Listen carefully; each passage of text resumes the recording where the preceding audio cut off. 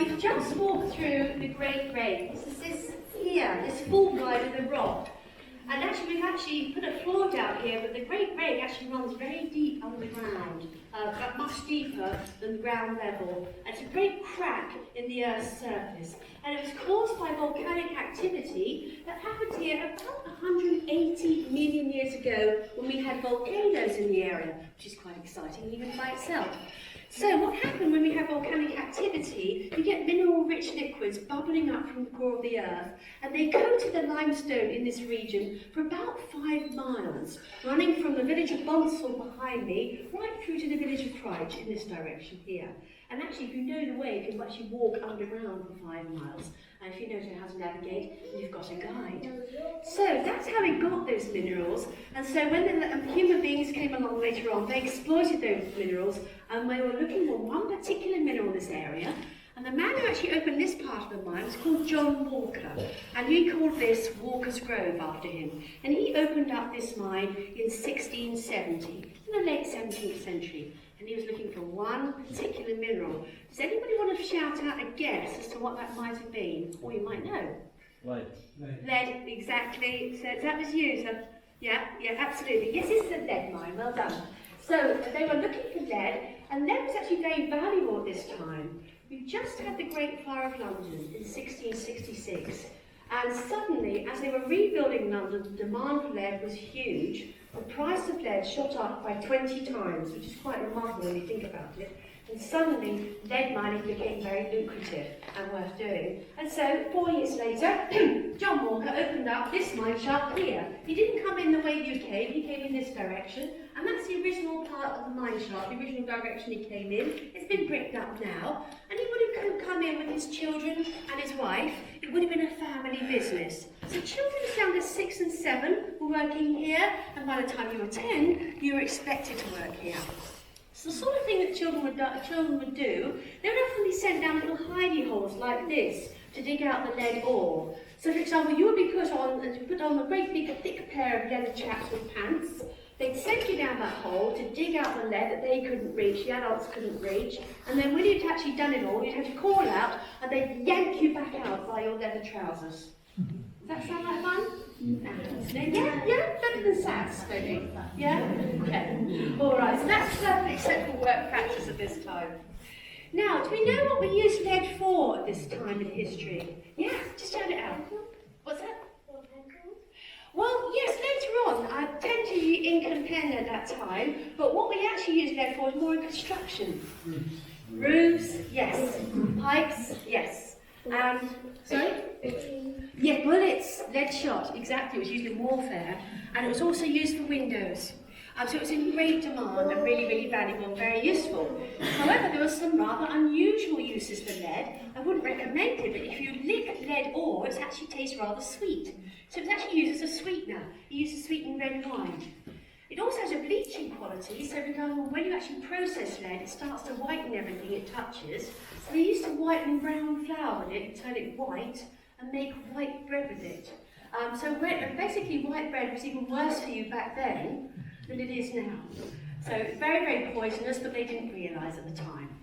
So, does anybody know the initials for lead on the periodic table? PB. PB, yes, exactly. Does anybody know what it stands for? It's Latin, it means plum, it's plum bum. Plum bum. Can we say that again? Plum bum, plum bum. Good word, isn't it? And plum bum actually is where we get the word plumber from. Because plumbers are the people that fix our pipes, and of course once upon a time pipes were made of lead. So that's quite a nice little fact you can boast about when you see your friends. Okay, now we're going to walk further on into the mine now. This is a point of no return, so once you pass this point, you do have to come with us right to the end. However, if you think that's enough, you've seen enough of the tour, we're very welcome for you to walk back up this way and let the staff know that you're leaving. Okay? Otherwise, we're going to go for about a 5-minute walk from what is known as a pipe vein. Okay, basically we're following the direction that the miners took when they were digging out the lead. Okay, it took them about 60 years to dig out. It's going to take us, say, 5 minutes. I'll lead the way, just this way.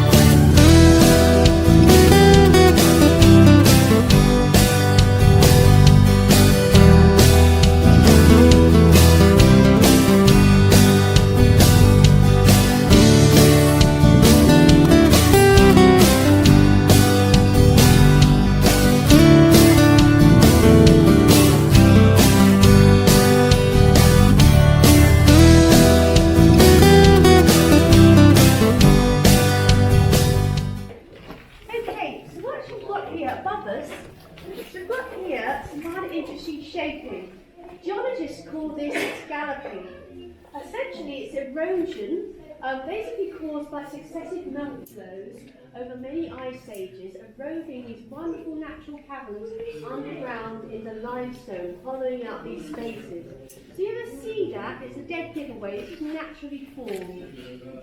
Actually formed via an air pocket. So an air pocket between the melt flow would have the rock would have forced the minerals up into this shape here. We've got another one here. So that's what we're looking at. It's quite nice to be able to understand what we're looking at. So you want to go this way? I'm going to look for a minute. Up to the chain. Now I've also got some nice particles here, deposits of iron ore here. And this is calcite here. So quite a lot of iron and calcite in this part of the mine. Now, the tunnel we just walked through was human-made. The miners dug that out, as I say, over 60 years. So, but this was a natural cavern, and it was discovered by Mr. Tinker in 1699, as he actually dug down his mine shaft over here. We're going to go there in a minute and have a look. He actually was looking for lead, like everybody else in Masson Hill, and he discovered it. Instead of actually hitting a pipe vein that we just walked through, or hitting rock, he hit this cavern, and it was full of sediment filled with lead. And all he had to do was actually scoop it out with a bucket and then sieve it out and sell it on. He actually did hit the jackpot. Very easy mining. He actually managed to clear this whole space in 6 years. By 1705, this whole area was cleared. Right, if we come down this way, we're going to see where Tinker worked.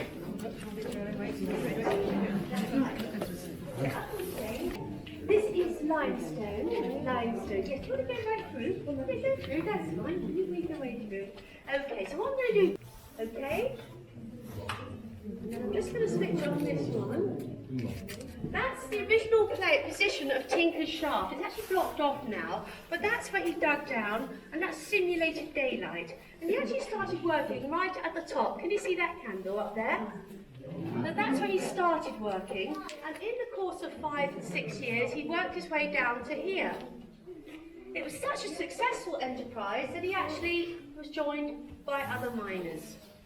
And that was as much light as you could expect to be working by when you were mining, not just here in Derbyshire, but anywhere on the planet in the late 17th and early 18th century. That was the technology available to us, candlelight, basically stuck with a lump of clay on your hat, not even a hard hat either. So it's amazing they could find anything with that light, never mind lead ore, which is very grey and dull when you see it in the rock. So, basically, by the 1800s, we're talking the Victorian era, the lead had all but run out in this particular mine. It was turned into a show cavern, much like we're doing today. Tourists used to come around, and they actually installed a chandelier with candles in it. We've actually reconstructed that chandelier, and they actually used to advertise it as being bright as the sun. And so, obviously, it's going to be quite bright after being in the dark a long time. So we're going to count you in. Why don't you all count together? We're going to count down from 5. 5, 4, 3, 2, 1.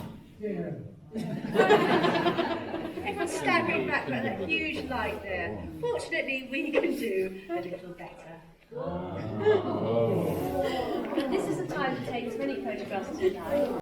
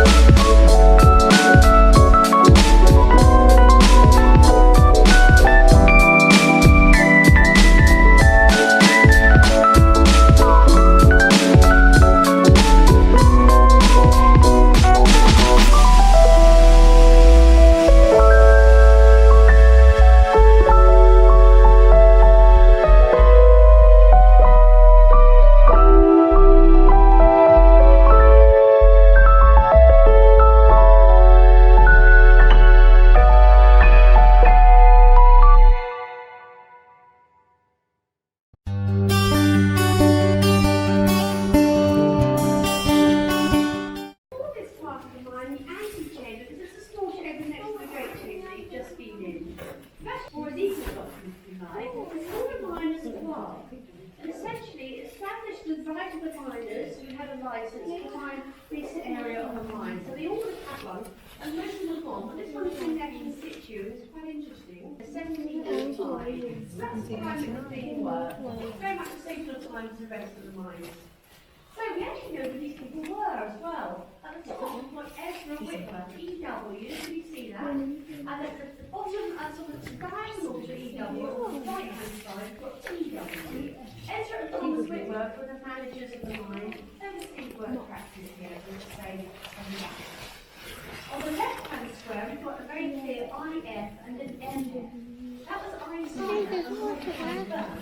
They were two brothers from Bonsall who were actually very well respected and very talented miners. In fact, my daughter's high school, they actually have their own houses as they returned after these two brothers. That's how well known they were. They lived a great long lives. Isaiah lived his 90s and had multiple wives from what we hear. And Mordecai Fern was mining here in the mine until 78 and lived to 103, which is impressive now. Back then it was almost superhuman. Yeah, quite remarkable. He made a lot of money, did very well. See that? Yeah, that's Bernard Young, and he was working here despite the fact he was disabled. He actually had a wooden leg, one leg. And what he actually did, his job was to wait at the bottom of the mine shaft. The bucket would be going down on the road. He would actually fill it up with lead ore and hang it on the road, and then it would send back up to the surface. So his job was actually called hanger on. And he was able to do that despite his disability, so quite remarkable. Now, we've also got a bit of a sad story, I'm afraid. Just outside the square, on the bottom left-hand corner, you might be able to see just there, TW, very faintly. You can see that? Yeah. That was described by 15-year-old Thomas Wood. Unfortunately, Thomas didn't make his 16th birthday. One day before his birthday, he was killed. According to the records, from the rock fall of his own making. That's actually what it said in the records. And what we think he was doing is building one of these. Here. This is known as a miner's dead. And essentially, you get an awful lot of waste rock when you're mining for minerals, rock that you don't want to bother hauling to the surface. So it's quite a job getting rid of it underground. And they had all sorts of methods of doing this, especially filling up old mines and building all sorts of walls. And the walls were called, like dry stone walls you get in this area, these were called miner's deads. Rather unfortunately in Thomas's case, because actually one of these fell on top of him and crushed him to death. So they were dangerous and they were dangerous working hands. Now, on a lighter note, if you notice we actually haven't got any stalactites or stalagmites here. Yeah, there's a geological reason for that. Essentially, do you remember I mentioned the volcano at the beginning of the talk? It laid down a volcanic layer of ash and clay-like substance above our heads, which runs right through massive stalagmites being formed. However, we have got this here, and this is flowstone. This is what geologists call this. Essentially, we've got water dripping down from a ventilation shaft at the miners dug out. That's been dripping since 1705, and it's been actually calcifying the rock. And what you're looking at here is a flat stalagmite. And you're very welcome to touch that and feel that. Feel its texture. It's actually quite interesting. The rock is actually changing its properties. It's scary.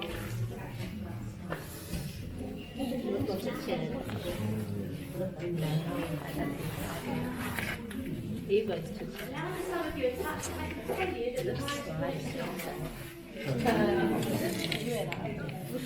Now there's a limestone in this rock surrounding it. So limestone, this limestone is laid down in what we call the Carboniferous period of the Earth. So that's about 330 to 350 million years ago in deep time. And it's actually made of dead sea creatures. We've got some fossilized right here. Can you see those little shapes there in the rock? These are ancient sea creatures called rhinoids and brachiopods. You see those? Here? Yeah. So they were swimming around the ocean, much near the equator, 330 million years ago.